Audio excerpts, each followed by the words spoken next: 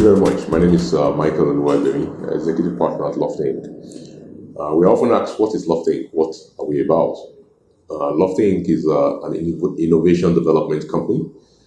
We started out in 2009 with a vision of being a warehouse and manufacturing plant or a factory of other companies. We did not have an idea about what this meant, but we knew that we wanted to be enablers of entrepreneurship in not just Nigeria, but in West Africa and Sub-Sahara Africa.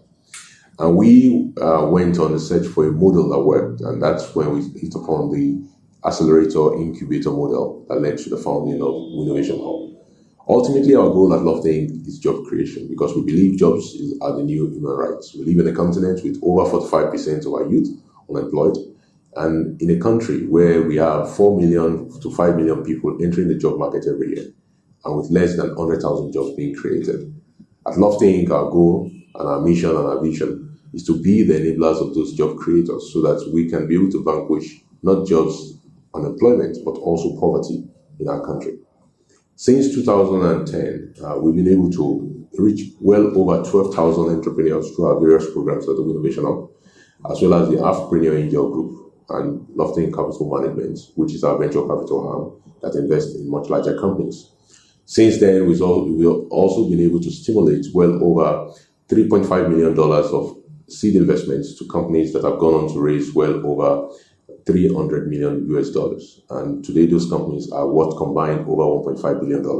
Some of those companies are well known, including Andela, Flutterwave, Prentivo, HMO Reliance, Reliance HMO, which was known as Kankwe, as well as Formetric, is one of many companies that we've invested in. Now, Angel Group, we invested in about 85 companies, and to date, we continue to do those investments by reaching out to those entrepreneurs that will create the jobs of the future.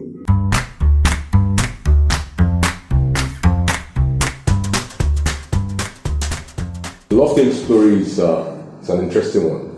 It's a meeting of like minds. Myself and co-founder Wally Odetayo, we had gone to primary school together. We were primary school seatmates out of Mary Convent School, Ibadan. And we had always talked about why things remained the same, or why people did some things that just never made sense right out of primary school, and how we could change the world and change the way people did things.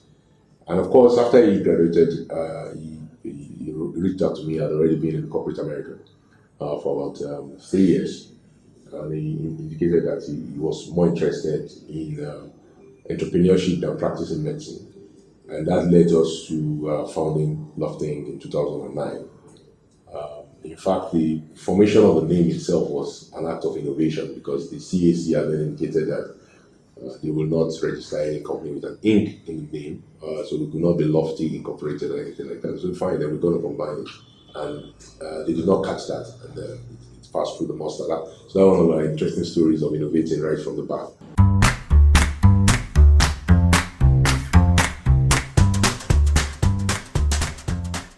So I met Dami Agola right after the formation of LOFTYINC in 2009. He was working on the joint site at Chevron, where I was on the service side, working as one of the partners. But somebody had read this article and also been reading mine, apparently, and felt that we talked similarly about national development and how critical jobs creation was to the future of Nigeria. And so we got talking, and Dami found out that I had started out LOFTYINC. He had started out the company that we then decided to collapse together and put everything into LOFTYINC out there in Houston, Texas, back in the day. And he became the third partner. And not very long after that, he introduced us to Idris Bello, who had then been the director of the Next School Idea during his MBA program at Rice University in Houston. And I'd written an article when he visited Nigeria to talk about innovation. Dami had seen it, but Dami reconnected with him, having been friends with him when they both first arrived in Texas. So the story again of four like minds. I remember the first time I met Idris.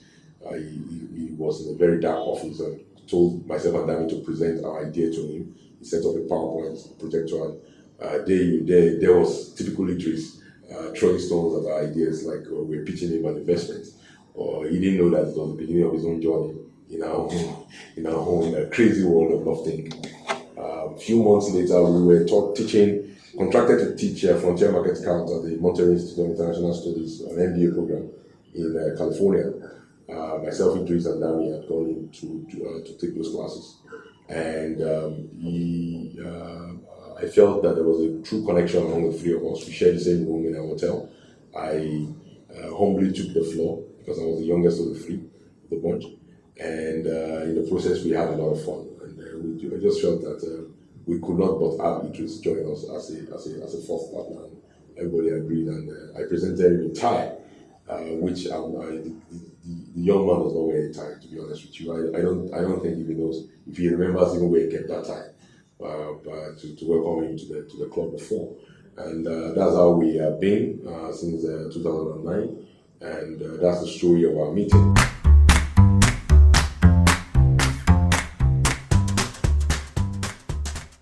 The story of our growth has been an interesting one. In 2010, we opened innovation. 2011, we opened Innovation Hall after working on that project the entire 2010.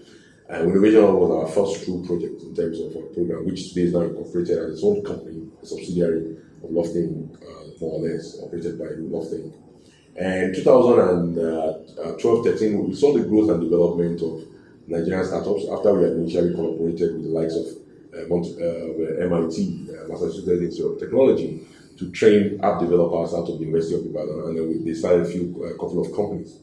And then we figured that the problem was not so much technology or needs or know-how capacity at that point thereafter, but that we were beginning to see the chasm between the need and the investment. There was a need for us to attract investment into the ecosystem. So we worked with the IFC, which is the World Bank Group, Infodev, to start the Lagos Angel Network, which we helped float, and today is led by likes of Tommy Davis and the rest of them. So LAN was actually a product of our work in the ecosystem. Thereafter, we reached out a couple of startups, startup founders and incubators reached out to us while I was on a tour 2013 as well of West Africa, because we felt that we cannot just be doing what we were doing alone. A few other newer hubs like CC Hub and in Nigeria, and MEST Africa in Ghana, and Active Spaces in Cameroon had just also come up after we had been established, and we felt we needed to connect with them, and we got clued into the group of startup or accelerator founders out of Kenya.